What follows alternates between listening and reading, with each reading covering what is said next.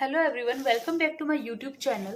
सो आज जो हम स्टार्ट करने जा रहे हैं topic that is cirrhosis part 2।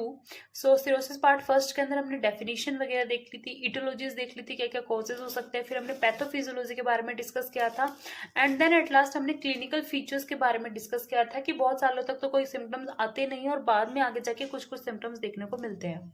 सो आज हम स्टार्ट करेंगे from investigations and then management and then हम कॉम्प्लिकेशन के बारे में भी डिस्कस करेंगे।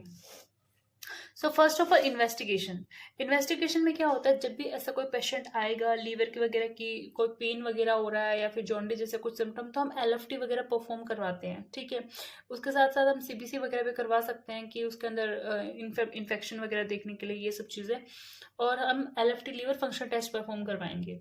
जैसे लीवर फंक्शन टेस्ट आएगा तो अगर पेशेंट सिरोसिस से सफर कर रहा है तो उसके अंदर एल्बुमिन का प्रोडक्शन कम होगा, क्योंकि देखो अपन को पता है एल्बुमिन का प्रोडक्शन लीवर ही करती है। अब लीवर में ही जब डिसफंक्शन हो रहे हैं तो एल्बुमिन का प्रोडक्शन कम हो जाएगा, वहां पे बिलीरुबिन का लेवल जो है वो बहुत ज्यादा बढ़ जाएगा। एएलटी और एएसटी जो मैंने लास्ट लेक्चर के अंदर मैंने अच्छे से डिस्कस भी किया था, एएलटी और एएसटी जब भी जहाँ पे लीवर में डिसफंक्शन होते हैं, लीवर के अंदर डैमेज होता है, उस टाइम पे एएलटी और एएसटी का लेवल बढ़ जाता है। साथ में जो ये होता है एल्कलाइन फोस्फेटेज होता है, इसका लेवल भी इंक्रीज देखने को मिलता है, क्योंकि बाइल डक्ट और बाइल फ्लो में हेल्प करता है। सो अगर लीवर में इन्फ्लामेशन वगैरह है, लीवर में डिसफंक्शन है, लीवर अच्छे से काम नहीं कर पा रही, तो एएलटी का लेवल भी बढ़ जाता है।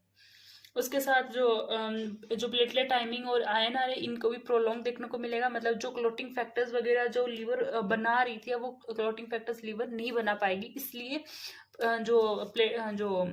ये पीटी टाइम जो होता है ये भी बढ़ा हुआ देखने को मिलेगा।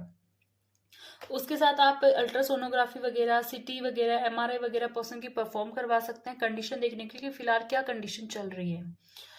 उसके अलावा हम फाइब्रोस्कैन और बायोप्सी वगैरह करवा सकते हैं कि हम जैसे बायोप्सी वगैरह के अंदर अगर हम फाइब्रोसिस वगैरह कंफर्म करना चाहते हैं या फिर सिरोसिस हम कंफर्म करना चाहते हैं कि हाँ यही चीज़ है, तो उसके लिए हम बायोप्सी वगैरह प्रीफर करते हैं। उसके अलावा कुछ सीरोलॉजिकल टेस्ट वगैरह, जैसे कि जैसे हमने बोला था कि क्रोनिक हेपेटाइटिस वायरस का इन्फेक्शन, बी और सी का अगर इन्फेक्शन होता है तो उसकी वजह से भी सिरोसिस हो सकता है। सो हम चेक कराएंगे, सीरोलॉजिकल एग्जामिनेशन करवाएंगे कहीं हेपेटाइटिस वायरस का इसको इन्फेक्शन वगैरह तो नहीं है, या फिर कोई ऑटो इम्यून मार्कर्स वगैरह तो ऐसा कुछ तो नहीं है। तो ये सब चीज़ें हम देखेंगे। उसके अलावा हमने लास्ट में डिस्कस किया था कि जो विल्सन डिजीज में कॉपर जो है वो एक्यूमुलेट होता है, साथ में हीमोक्रोमेटोसिस जो है उसके अंदर आयरन का एक्यूमुलेशन होता है, तो इनको भी हम बॉडी के अंदर इनका भी लेवल देखेंगे कि इनका लेवल बॉडी में क्या चल रहा है।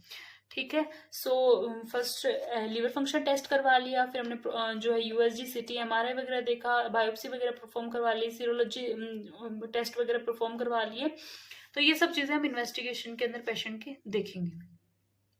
उसके बाद में अगर हम मैनेजमेंट की बात करते हैं तो मैनेजमेंट में जैसे ही पेशेंट हमारे पास आएगा तो उसको अंदर जो चीज़ें मतलब जो भी बीमारी उस पेशेंट में डायग्नोज हुई है कि पेशेंट के अंदर ये बीमारी, तो उसके बाद में हम मैनेजमेंट की बात करते हैं कि मैनेजमेंट के अंदर जब भी पेशेंट अपने पास आएगा तो हम उसकी डायग्नोसिस वगैरह देखेंगे कि आखिर पेशेंट के अंदर क्या डायग्नोसिस हुई है, मतलब क्या पेशेंट कौन सी बीमारी से सफर कर रहा है, और जिस भी कंडीशन से पेशेंट सफर कर रहा है हम उसके लिए उस कॉज को ट्रीट करने की कोशिश करेंगे। फॉर एग्जाम्पल अगर अल्कोहल है वहाँ पे एक रीजन है तो हम अल्कोहल को बंद कर देंगे। अगर इन्फेक्शन वगैरह है तो जैसे हेपेटाइटिस बी वायरस या सी वायरस का, देन एंटीवायरल थेरेपीज वगैरह स्टार्ट करेंगे। ठीक है, विल्सन डिजीज के अंदर किलेशन परफॉर्म करवाते हैं। और अगर ऑटो इम्यून कोई कंडीशन अगर पेशेंट के अंदर जो है डायग्नोज हुई कि ऑटो इम्यून है तो हम उसको ऑटो इम्यून को सप्रेशन करने का काम करेंगे।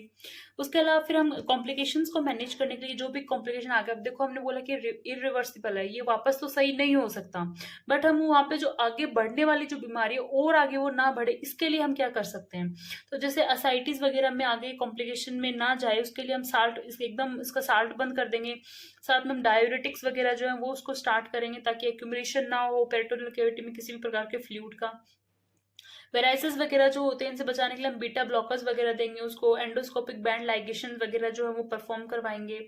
और एनसेफेलोपैथी जो है ये हिपेटिक एनसेफेलोपैथी अगर हम जो अगला लेक्चर है उसके अंदर अच्छे से डिस्कस करेंगे।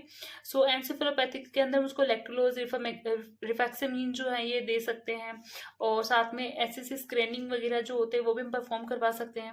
न्यूट्रिशन की अगर हम बात करें तो न्यूट्रिशन के अंदर हाई प्रोटीन डाइट जो है पेशेंट को देंगे, और साथ में फिर विटामिन सप्लीमेंट्स जो होते हैं वो भी हम पेशेंट को देंगे वहाँ पे।